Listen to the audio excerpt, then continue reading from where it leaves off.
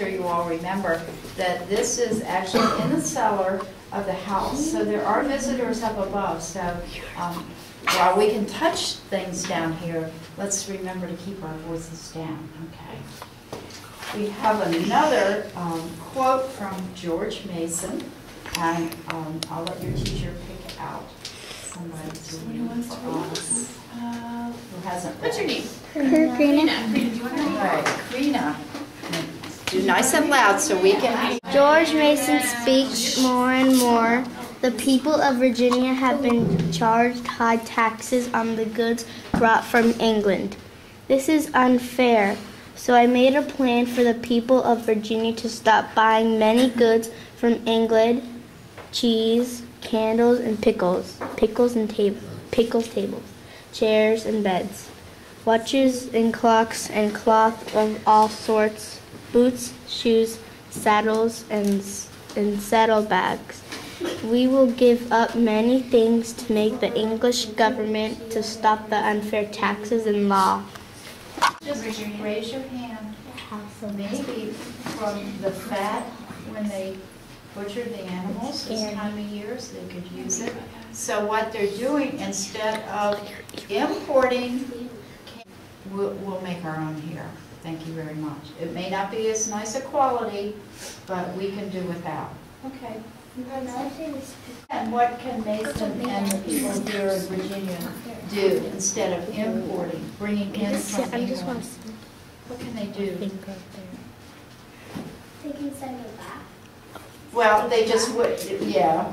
And in a sense, with the Boston Tea Party, which you'll study later, that's what the message they sent. But they can make do, they can make other things as substitutes. Now, why did Mason write this? Why were the colonists upset about importing things from Great Britain? They had been doing this all along. Why now? Why this non-importation agreement? Tax those colonists in Virginia, and that's how we'll get more money. Because they had been fighting some wars and they needed money, and the people were tired in England of paying for it, so they decided to tax the colonists. So the people here in Virginia especially said, well, we'll just do without. So these are some of the items that Mason listed. Who knows what this is? Chocolate. No. Comments? So what is the difference now between import and export? Who can tell me the difference? I've been talking about this for several minutes. What's the difference?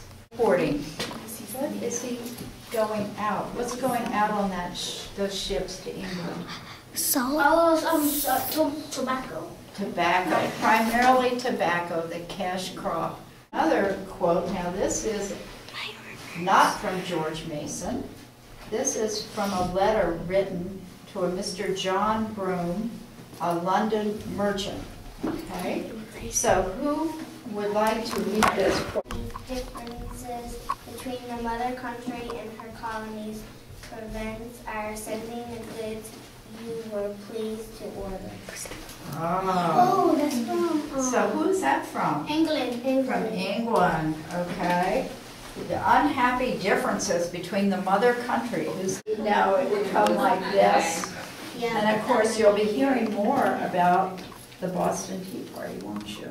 And the colonists got so upset with Great Britain, the mother country, that they said, we're not going to drink this, we're not even going to unload it. And they dressed up as Indians and threw it overboard into Boston Harbor.